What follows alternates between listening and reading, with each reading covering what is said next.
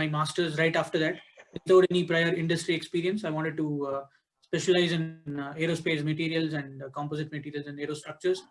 So I came to France and in France into 2018, and I recently graduated. This last week I had my defense and I completed it successfully. So yeah, Which university you go to, France? yeah, in France it was it's École Centrale de Lyon. Okay. Yeah, it's in Lyon. For And Lyon, okay. yeah, so I specialize in aerospace structures and composite materials. And I've in my bachelor's, I actually did my bachelor's final year project in GTRE, gas turbine research establishment, where it was on CFD analysis of a turbine blade with thermal barrier coatings. So I specialized in CFD in my bachelor's, and in my master's, it was on the structural design and analysis of composite space structures for satellites, for the Euclid satellite to be specific. And I did this with as an intern in a Netherlands-based startup, TU Delft-based startup. So I worked with them. So I just defended my work last week, and in my first year in France, after my first year, I did an internship in vibroacoustics, uh, applied to wiper blade mechanisms and the squealing noise generated. I did the research and analysis on that squealing noise and yeah, the physics behind it. So the MATLAB code, which could analyze the vibrational parameters like frequency, the displacement, and all that. And my goal was to originate to find out the origin of the noise, and that was pretty interesting for me. And I've also worked on different topics in the academic research fronts like composite materials fabrication and testing, mechanical testing, and I've extensively worked on numerical simulation. But I'm also interested in the manufacturing aspects and the experimental aspects of things. So I worked on CFD, as I told you, and finite element methods for composite structures, aerospace structures, and also metamaterials. I've done the design and research projects on that in my first year. And yeah, and also in my academic front, I have a background in rotor dynamics, composite mechanics, and structural mechanics, fluid structure interaction, and yeah, fluid dynamics, fluid mechanics, and in my bachelor's aerodynamics and all the basic courses which are provided for aerospace engineering. And right now I'm in a fix because I've always wanted to have an industrial exposure, and I want to be a aerospace project manager, and I want to like work with diverse people and take up different projects, and I'm quite ambitious about that. But until now, I haven't had the proper opportunity because even for my master's internship, I was looking for something like that.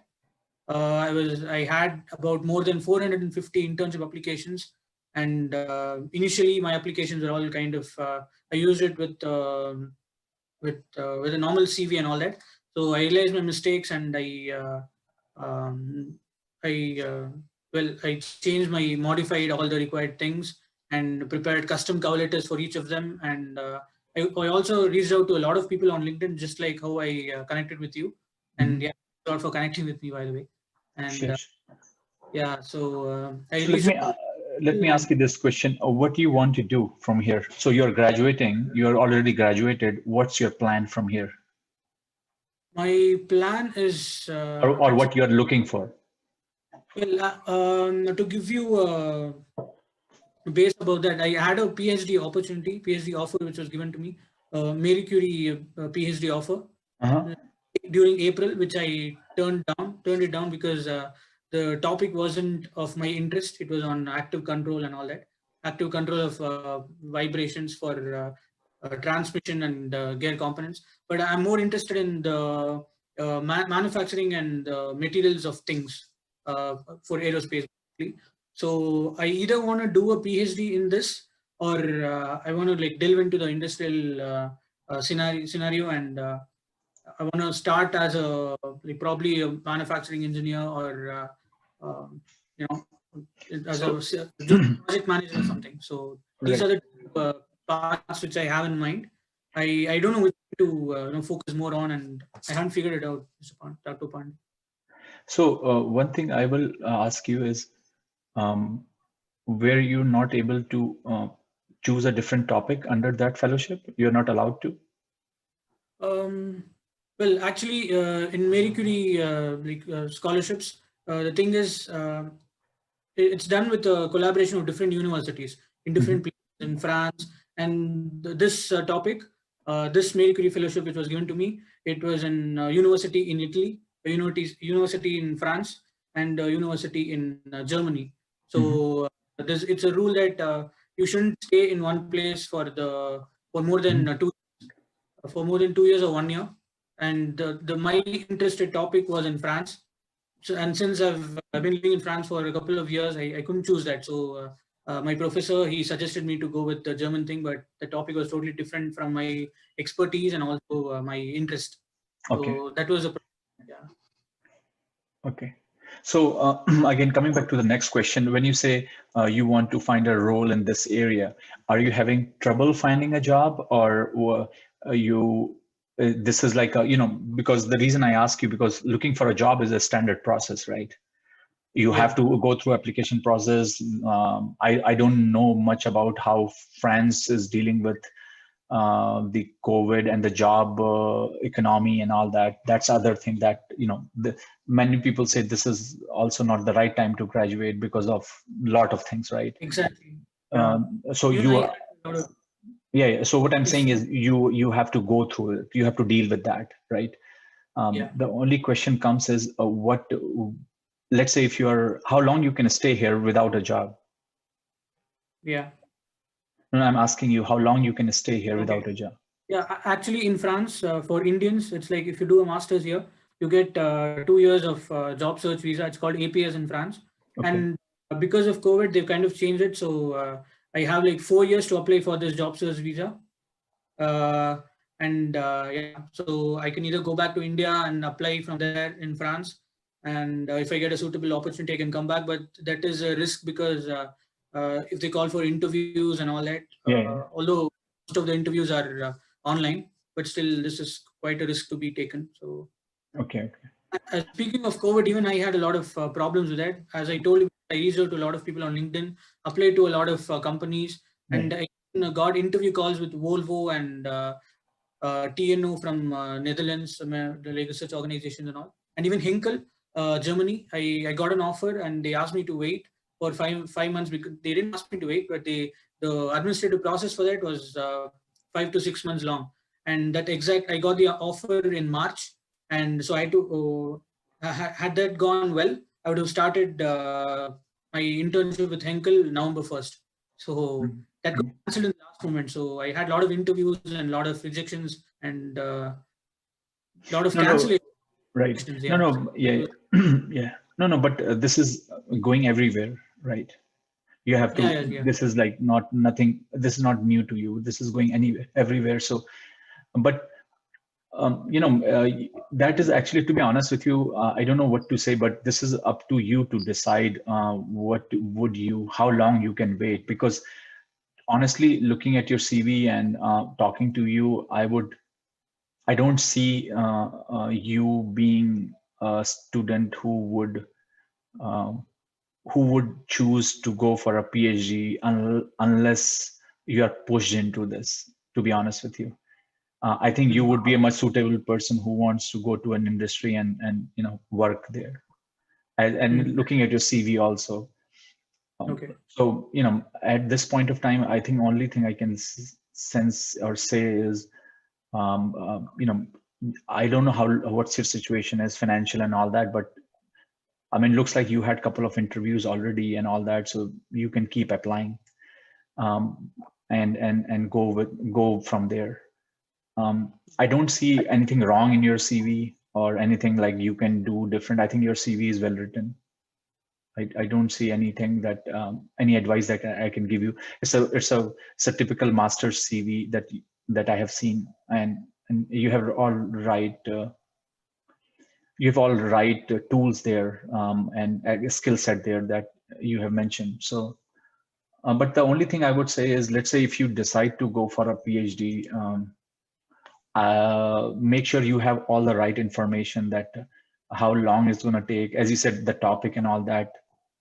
Yeah. I mean, I know about this Marie Curie fellowship. I think it's a very prestigious one. Not everybody gets it. So that's a good thing that you were able to get it. It's unfortunate that you had to turn it down, but I think it's also depend on, I guess you had other options also at that time. You know, you have, Yeah. you had other options also at that time, but probably if you had that offer now, you probably would have taken it, in my opinion. But whatever it is, it is. I don't know whether you can apply again and go after that. That's another thing. They've But already started the thing, so I don't think I yeah, can apply for that. no, I mean, what I mean is, again, depends on whether you are able to get a job or apply it next year. That's what I meant. Yeah, yeah, okay. Okay. So, but definitely one thing I would definitely say that, talking to you, it looks to me that you had interviews during the COVID too. So that's a really good thing that you were able to do that. Going back home, looking for a job, yeah, would be tricky and risky also. And I don't think you will be able to find a job back home also. So that's another thing, right? I, And and also looking for a job anywhere else other than Europe would be also a no. There is no chance for sure, because of a lot of other things, visas and all that also. I just spoke to a student actually from UK 2 hours back, from Southampton University. He asked me this question about, can I get a job in Lockheed in US? mm, And a lot of other, that sort of a question. The answer is absolutely not. yeah, It's not possible, because of, as I said, visas and a lot of other things. And also there are so many students here who are not able to find a job. So, yeah, but it's a good thing that you were able to, you had some interviews in France and some of the companies in Netherlands and all that. So that's only I can say at this point of time. Like, keep doing it, but I can imagine that this could be a tough road also, because you will be sitting at home and doing nothing and just applying for jobs. And how long you can wait, that is totally up to you. But I would. When did you graduate, by the way? Uh, I haven't received the official certificate yet. I'll be Okay. probably graduating by the end of Yeah, yeah. November. So, yeah, yeah. So you're done with your studies. That's all I meant, right? Yeah, I'm done. Yeah, Yeah, yeah. last week. So right.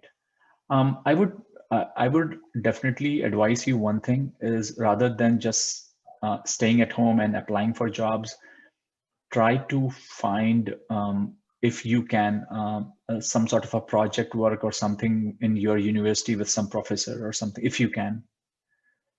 Hmm. Okay. That will engage you and keep you in the loop, and also you don't want to forget things that you have learned, Yeah. right? So Mm.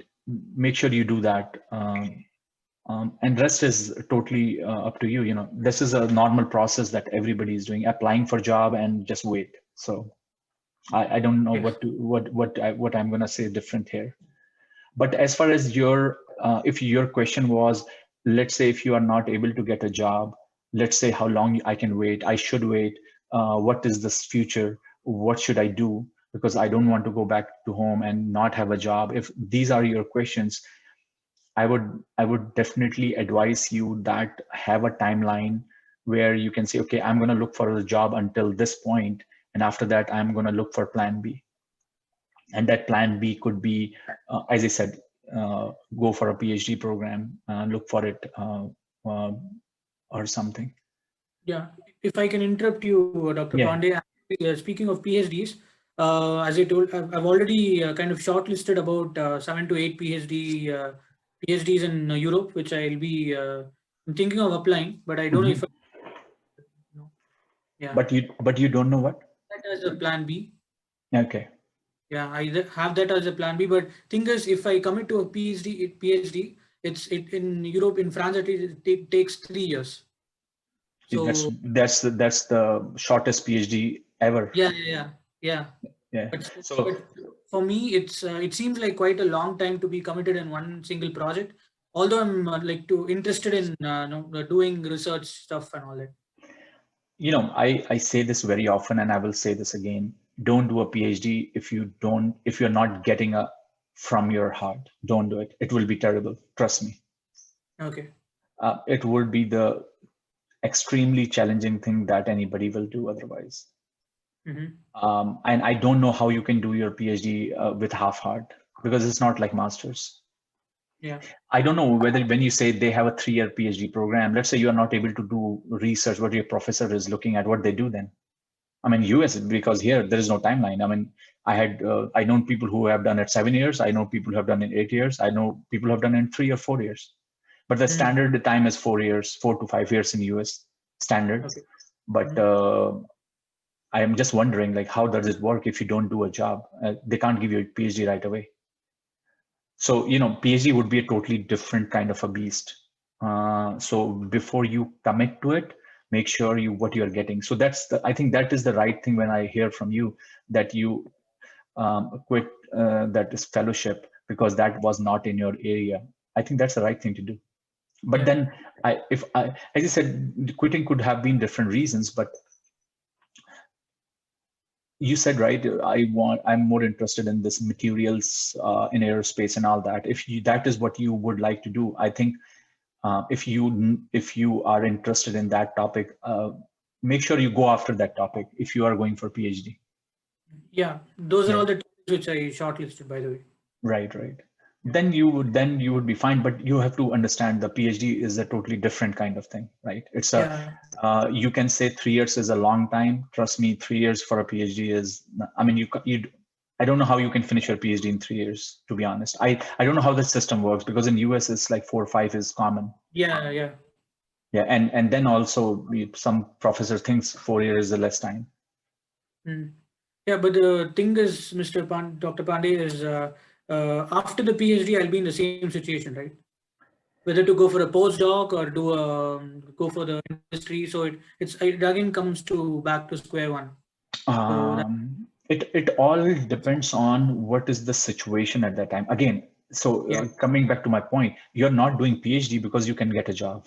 Don't get me wrong. yeah, yeah, true, No, true, no, yeah, no. You're doing it because of the interest of doing research. That's it. There is a saying, right? Karm karo, phal ki ichha mat karo, something like that. It's a PhD exactly like that. You do work, you're not looking at the result. You're not doing PhD because one day you will find a job. This is why you do masters, not PhD. yeah, yeah. So Well, don't get me wrong. This is what exactly you are absolutely right. That yeah, doesn't guarantee you that you will not be in the same situation. I was in the same situation when I finished my PhD because of 2008 financial crisis. There were no jobs. mm, But at the time when I was doing my PhD, I never thought that one day I will find a job in this here, and that's why I have to do PhD. You were yeah, doing it because you are enjoying it. And the yeah, yeah, people and I know also that there are students who don't do that, they are lost forever. mm, So don't go because you will do it because um, uh, education is something and a career is something which is not you make it for 1 year or 2 year. Career is something that goes forever, right? yeah, And you have heard this thing like make sure you do right education at the right time because that's how you can make your future. So PhD, you're doing it to make your future, not to get the job immediately. Do you understand my point? yeah, yeah, yeah, yeah. So let me put it this way. If you want to become a CTO, Chief Technology Officer, or Vice President of Research in a big company in Europe, Bombardier or whatever, right? Just Mm, go to their CVs, just go to LinkedIn and go to their CVs. They will all be PhDs. Do you understand my point? They will yeah, never yeah. be masters. So again, you will say, is that a long time? But look at the long-term benefits, right? So that's how you have to think about education. Mm, You can be a manufacturing engineer and become a manager throughout your life, and that's what you will end up if you don't have that education. That's the Yeah. nature of the job. I'm not saying that you are not the smart guy, but that's how the system works, put it this way, right? So Mm. if you look at companies like Rolls-Royce, Bombardier, um, any big companies, just go to their big top guys who are in technical field, again, not CEO or CFO, but CTO, vice president research, all will have PhDs. And more so, it's not US. In UK and Europe, I realized that they value education, everything. Like they don't even care. Like Elon Musk, he says, I need a high school guy. In Europe, this would be a disaster. Nobody thinks like that. They value education so much, especially if you have a PhD and all that. I know because I used to travel there, and they used to treat you a very different way if you have a PhD versus you have a master's. I have seen that. And if you decide to work there, then you have to think like that. That's all I'm saying. Uh, well, yeah. Actually, I spoke to a few top researchers here, and they kind of have the opposite opinion as yours. Well, they feel that for an engineer, a Yes. master will do. For a master's will do. But if The- you're into science and if you want to delve deeper, as you said, in research, then you pursue a PhD. yeah. No, I absolutely right. If you want to be an engineer, that's why I said if you want to be a manufacturing engineer, a material engineer, master's is absolutely fine. But how long you want to be in that position? You want to move up, right? And then Yeah. there will be a barrier. That's all I'm saying. You become a manager or something, but if you want to become a VP research, or if you want to be VP manufacturing even, then this will not do everything. You need something else. That's all I'm saying.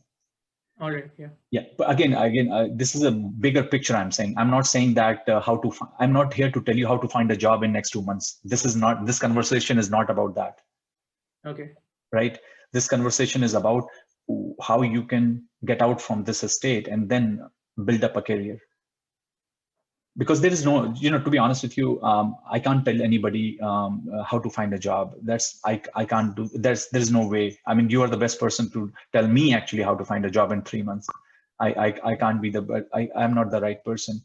But what I'm saying is you have to look at a big picture if you are stuck in some situation, because that's where many people make mistakes and hastily take up something which they regret later on.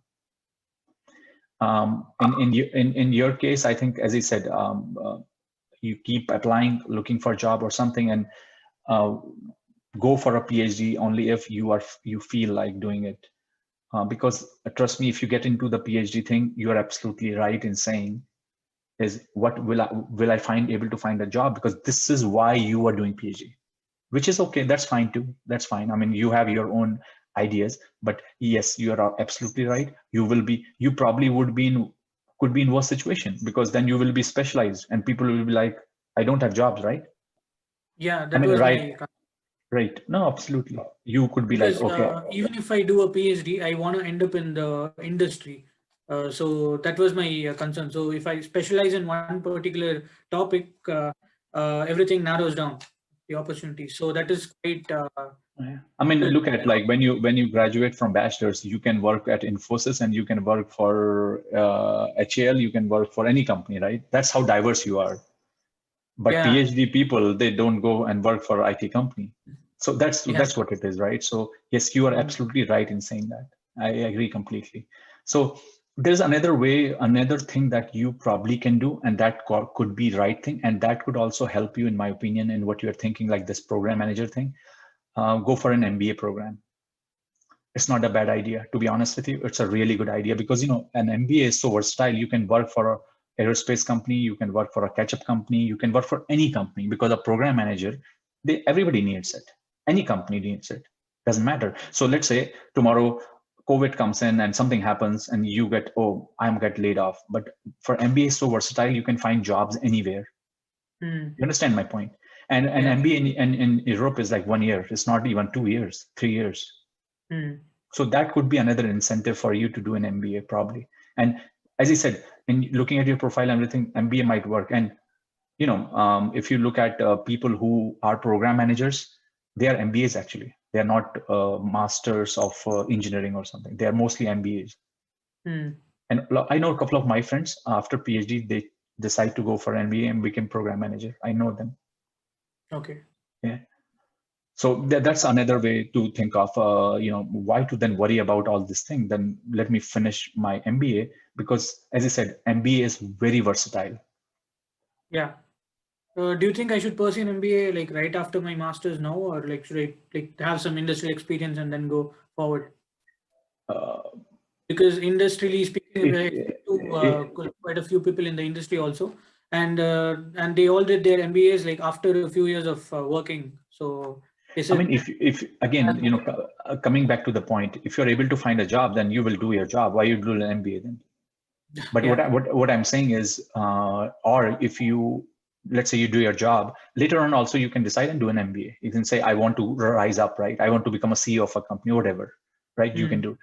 Um, let's say you. What I'm saying is, let's say you are not able to find a job, then what path you should be able to choose? You can choose. I don't. Talking to you, I don't think that doing a PhD would be the right thing based on what you're thinking. But probably okay, MBA would be much better if you really have to do something. MBA would be mm, much better because, as I said, you will be done in an year, and then you don't have to worry about, oh, which technology should I go in. As I said, you can work for a ketchup company, you can work for Pepsi, you can work for any company you can think of, because everybody needs that skill set. yeah, So just think about it. But definitely, I would say, if all these things are coming to your mind, this is long period and all that, what happens to job, definitely I would avoid a PhD, no doubt. yeah. Yeah. Well, that is at least what I'm thinking now, but I have like mixed feelings sometimes.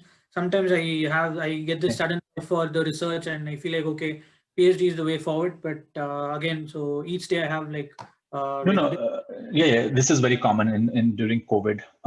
Sine wave goes on your head. That's fine. But what I'm trying to tell you, if that you at the end goal is to look for a job, right? That's the end goal. That's not going to change, right? The target is not changing. The Mm, target remains the same. You can think of how to approach it. Today we are thinking PhD, tomorrow you are thinking something else. But what I'm saying, the target, I think the MBA would be the optimum path, in my opinion. all Doing right. PhD would not be, because trust me, once you go into PhD, that sine wave, the frequency goes much higher. Every day you are thinking a lot. Okay. Mm, So unless until you go with a right mindset. But definitely, as I said, MBA will equip you. Looking at you and talking to you, I feel that that might be a right place, right thing to do. To be honest, okay. yeah. Mm, But as I said, who knows if if you really find a professor and a place where you what you want to do, that it's up to you. But MBA, as I said, is a 1 year thing. That's a good thing about in Europe. It's a 1 year thing. Unlike US, mm, it's a 2 year. So that's a good thing too. You will be done right away. And who knows, like by the time the COVID, and because this, to be honest with you, this COVID is not going to go away for the next 1 2 year. To be honest with you, but completely, we're not going to be back in 2019 December, at least for 2 years. yeah. Even if they say vaccine is ready and all that, who knows? Tomorrow they say third wave is coming, fourth wave is coming. I'm sick of Yeah. hearing that. And then they will Mm, have shut down intermittent and all that. Rather than wasting time, why don't finish an MBA then, and do yeah. an MBA? So, okay, Gautam. Yeah. Yeah, but don't worry about it. I think you would be fine. I think I'm glad that to hear that you were able to get some interviews. So that's good. As I said, what all you need to do is keep applying. Go with full force on applying jobs. Who knows? Yeah. You can get a lucky strike. Mm, And just look at when the applications are due for whatever you want to do, masters, MBA or PhD. When the applications are due, and if you're able to make the decision, you can say, okay, by the time if I'm not able to find a job, I probably will apply for an MBA program or a PhD program. okay. Okay. But unlike US, you have 2 or 3 years to stay there, but that costs money too, I'm pretty sure. So and Yeah. I don't know how students manage there in Europe, but again, you try to figure that out, because somehow it looks to me that people need some buffer time this COVID Yeah. era, Yeah. and ideally thinking, if anybody needs 1 year or 2 year buffer time, and somebody like you or anybody who lost a job and got stuck in the situation, the best thing that anybody does it, go back to school. That's the best thing you can do, Okay. because then you are not wasting your time. You're gaining education, and by the time the clouds are clear, you are ready. Mm. You know, Okay. But because if you're gonna stay here in this stuck in this situation, and hopefully somebody will come, and here goes 6 months, you are out of business anyway. yeah. Yeah. Yeah. Well, I had another question, and Go ahead. this might seem a bit weird. No, Well, no question is weird question. Go ahead. yeah. Well, I actually had this idea of approaching people on LinkedIn Mhm. and asking them to see if there's a possibility to create a position for me, because I want to like do something like a master's researcher for a year or something in a particular topic. So I was pretty invested in this idea, and I even reached out to one or two people, and People uh, where? in the I reached out to one person in Luxembourg. No. Um, What I mean, like in an industry. yeah, in the industry and also in research institutions. To be honest with you, in let's say in research institution, for example, unless until they have a project, nobody's going to fund you, because at the end it's Yeah, about money, right? I mean, yeah, you will find so many people saying, "Hey, I want to work for free," and here you go. So point here is the money, right? The money aspect is important. So who's going to pay you? I don't think you will have some idea and somebody will fund you. It doesn't work that way. yeah. I mean, You, if my interest of work is aligning with their line of work, then I think uh, right. that could happen. So yes, so that's all I'm saying. If they have a project and if they need someone like you, yes, then only. But if you are proposing something as a fund me now, it doesn't work. Yeah. Yeah, that's one thing. The second thing is that most of the time, these academic institutions, they prefer PhDs because it's research. Yeah. And You know, also industry, I meant. I don't know much about industry because sometimes you can do internship and all that, some of the here and there work. So I don't know how that work in Europe, but industry it could be different. But in US, I can tell you is it's approaching a industry that I want to have this idea or can I work? It doesn't work. It only Mhm. works in academic institution because they have more flexibility. Industry people, they have a organized sector. It's an organized sector. You have interns positions. You have to apply. There's a channel. In academic, what happens? The professor can make a decision. Hey, come here. I have something, Yeah. Okay. right? But as he said, in academics, they prefer PhDs, no doubt, because you're working in a lab, working on some research. So unless until they need someone to screw bolt nut and tight, that's a different thing. But other than that, if you're doing actual work, they will prefer PhD. Yeah. Okay. Right.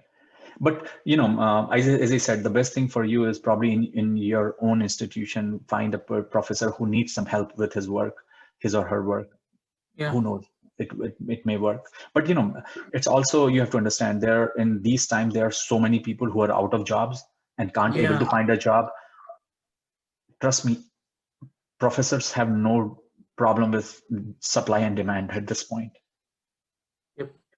right? So that's how it is. But it is like I've seen this in US. But here's another thing I would say. Like in US, one of the different thing that came out, because a lot of students who come in Europe and US are from India, China, and all that, right? And because of Mm. COVID, nobody is able to come.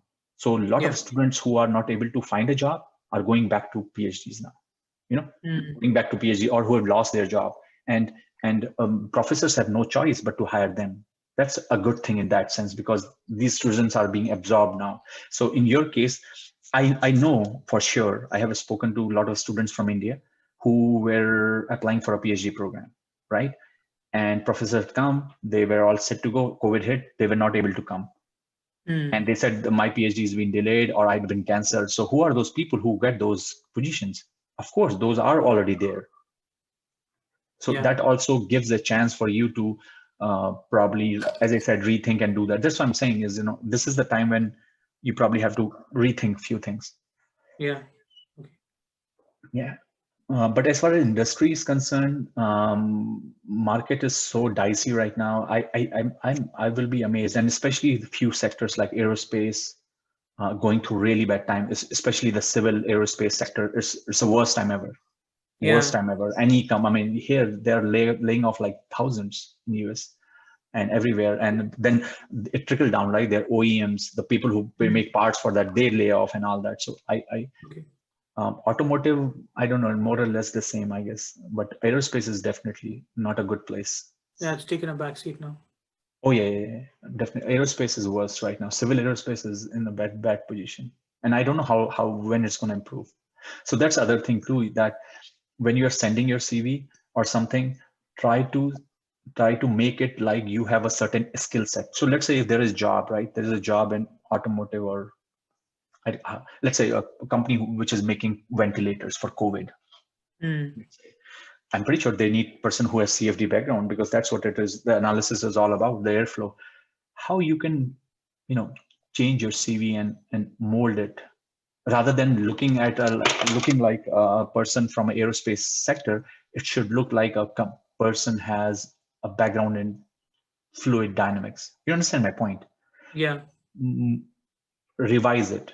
So it should come like a person whose the CV is an expert of CFD, rather than, hey, this person is aerospace. No.